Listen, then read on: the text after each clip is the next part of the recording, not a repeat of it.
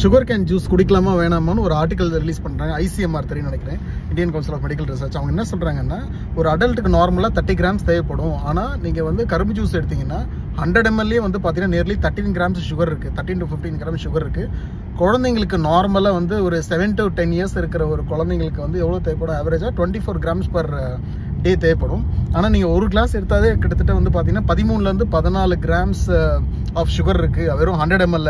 அதனால் நீங்கள் அவ்வளோ கன்சியூம் பண்ணுறது வந்து நல்லதுக்கு இல்லைன்னு சொல்கிறாங்க. ஸோ கரும்பு ஜூஸ் எடுங்க, தப்பு இல்லை. பட் சுகர் இருக்கிறவங்க ஒரு தடவை நீங்கள் டாக்டர் கன்சல்ட் பண்ணி உங்களோட சுகர் வேல்யூஸ் எல்லாத்தையும் பொறுத்து ஒருத்தருக்கு மாறும். பட் மைக்ரோநியூட்ரியன்ஸ்லாம் நிறையவே இருக்குது. ஸோ அது இல்லாமல் கிளைசிமிக் இண்டெக்ஸும் ரொம்ப ஜாஸ்தி. அதாவது என்னென்னா, குடிச்சோடனே சர்றன்னு பிளட்டில் ஏறும் இல்லையா, பிளட் சுகர் லைன் ஜாஸ்தி ஆகிடும். ஸோ அதெல்லாம் கொஞ்சம் பார்த்து எடுங்க, தப்பில்லை, எடுத்துக்கோங்க. அட்லீஸ்ட் அப்படி நீங்கள் பிளான் பண்ணி தான் மேபி வீக்லி ட்வைஸ், இது நான் சொல்கிறேன், ICMR சொல்லலை, weekly twice or thrice maybe ஒரு லெஸ் தென் ஒரு 100 ml எடுத்தால் ஒன்றும் தப்பு இல்லை. ஸோ அது மாதிரி பிளான் பண்ணுங்கள். அப்படி எடுத்திங்கன்னா அதுக்கான பேலன்ஸ்டு சுகர் ஃபுட்ஸ், அன்றைக்கி அதை எடுத்துட்டேன் எல்லாம் குடிச்சிட்டேன் அப்படின்னு எடுக்காமல் இதை மேனேஜ் பண்ணிக்கோங்க. தேங்க்யூ.